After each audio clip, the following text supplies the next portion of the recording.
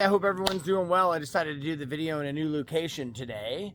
At any rate, I know you are probably wondering, as many people are who are half paying attention, what the heck is going on with the markets?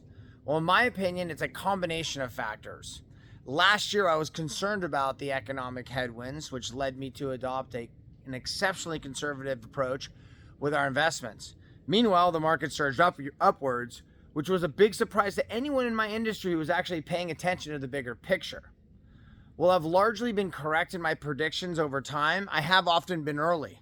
Throughout last year, I consulted with other investment professionals about the direction of the markets, and most of them were also cautious about the market continuing to rally last year. Many advisors did not do all that well because of the commonly held belief that the market was too high and that we were close to a recession.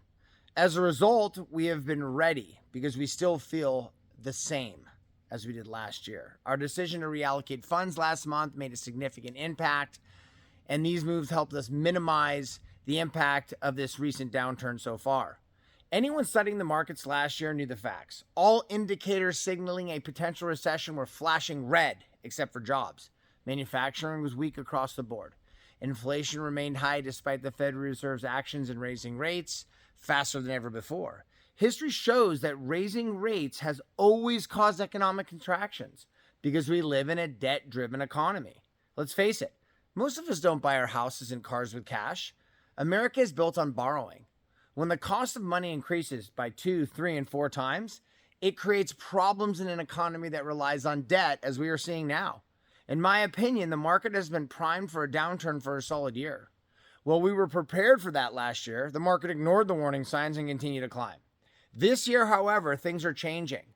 On top of the previous challenges, the tariffs, trade war, are now causing a big problem. And every day seems to bring more tariff announcements. Whether Trump's a genius or not is up for debate, but after speaking with respected professionals, I can tell you that no one seems to know exactly what's happening or what he's going to do next.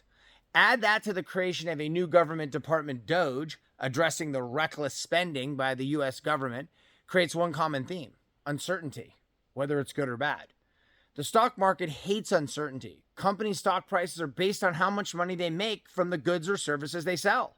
If the cost of these goods rises due to a trade war, one whose length and scope are uncertain, the market cannot accurately predict stock values, which leads to selling and declining prices. Fortunately, as I mentioned earlier, we acted quickly to reduce our exposure to stocks once Trump sent the trade tariff war deadline.